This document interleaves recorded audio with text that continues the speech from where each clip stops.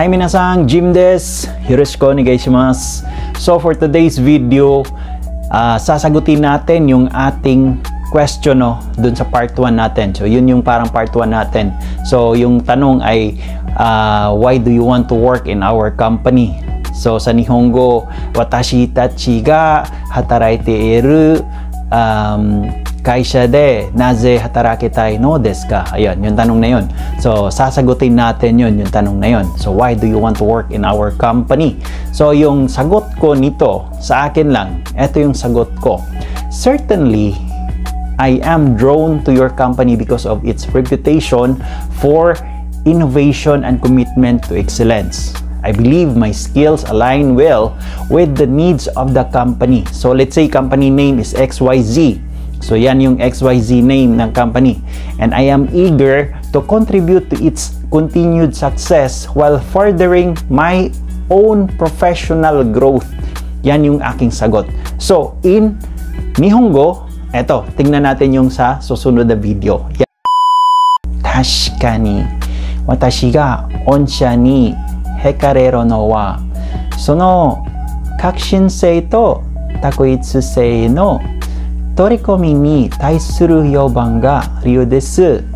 Watashi wa jibun no sukiro ga XYZ 社のニーズと欲がちしていると信じており、自分自身の専門的な成長を促進しながら XYZ 社の継続的な成功に貢献したいと考えています。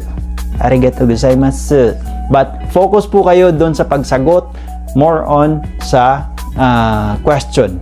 Regardless, English, but I highly suggest gumamit na lang kayo ng preferred language nyo. Either Tagalog. Pwede din simplihan natin sa Tagalog. Pwede din yan natin sagutin sa Tagalog. Sagutin din natin sa Tagalog. So, syempre, ayun, tinatangi ko ang inyong kumpanya dahil sa inyong reputasyon para sa pagbabago at sa dedikasyon sa kahusayan. Naniniwala ako na ang aking mga kakayahan ay tugma sa pangangailangan. Sa example, XYZ, yung pangalan ng inyong company na ina-applyan, ay tugma sa XYZ company. At ako ay nangangarap na makatulong sa patuloy na tagumpay nito habang pinatatag ko rin ang aking sariling profesional na pag-unlad.